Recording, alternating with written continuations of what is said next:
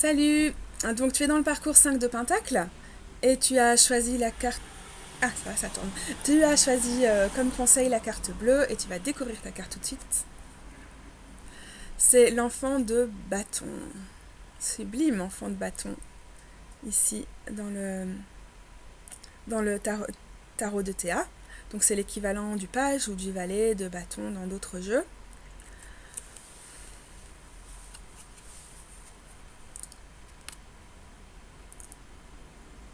L'enfant, elle Elle a une capacité à s'émerveiller, à s'aventurer dans de nouvelles choses qui n'est pas conditionnée par toutes les choses qui nous cassent, toutes les expériences qui ont foiré avant. Et en l'occurrence, il y en a beaucoup pour toi là qui te pèsent. On a gros sur la patate, gros sur le corps, gros sur la situation matérielle. Et en même temps, le conseil, ce serait de pas tirer des plans sur la comète et te voir au bout de tout ce que tu pourras accomplir maintenant, mais de commencer des choses avec une capacité à t'émerveiller, à, à te laisser emballer, tout enfantine, mais pas emballer dans le sens où tu vas planifier 10 000 choses et que tu te vois déjà en haut de l'affiche et quand 20 000 fois plus grand que n'importe qui, ton nom s'étalerait.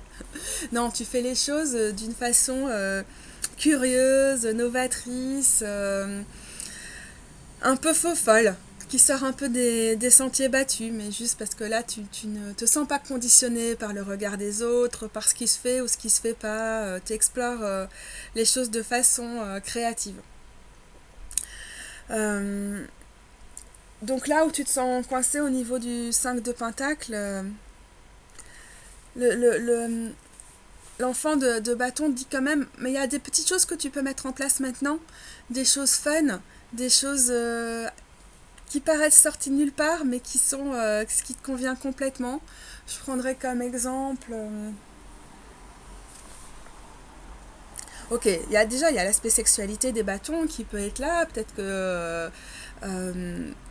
il y a un nouveau sextoy qui va te permettre de retrouver déjà un peu de jouissance dans ta vie, qui va te permettre de te réapproprier ton rapport à ton corps dont tu pourrais te sentir loin pour le moment.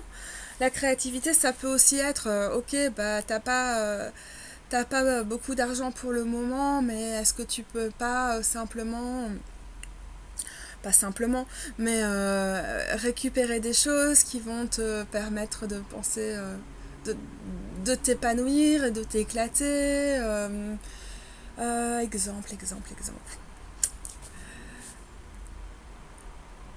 Non mais vraiment, je peux pas donner d'exemple parce que j'ai l'impression que ton enfant intérieur, elle a pas besoin qu'on lui donne trop d'exemples parce que justement c'est à toi d'être créatif, de sortir des sentiers battus, de te laisser inspirer par des choses qui peuvent paraître complètement faux folles.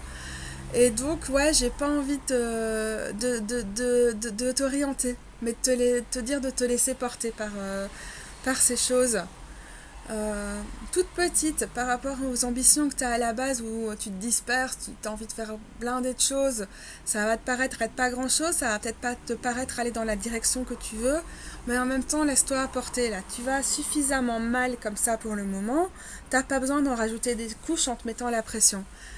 Éclate-toi, fais des trucs fun et complètement improbables, mais pour le plaisir de les faire en mettant ton plaisir au centre.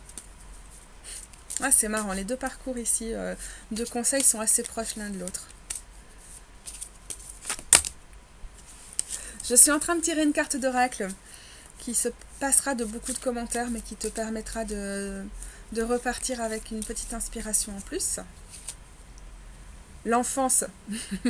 Oui, alors là, ça se passe absolument de commentaires parce que ça répond beaucoup à l'enfant du précédent.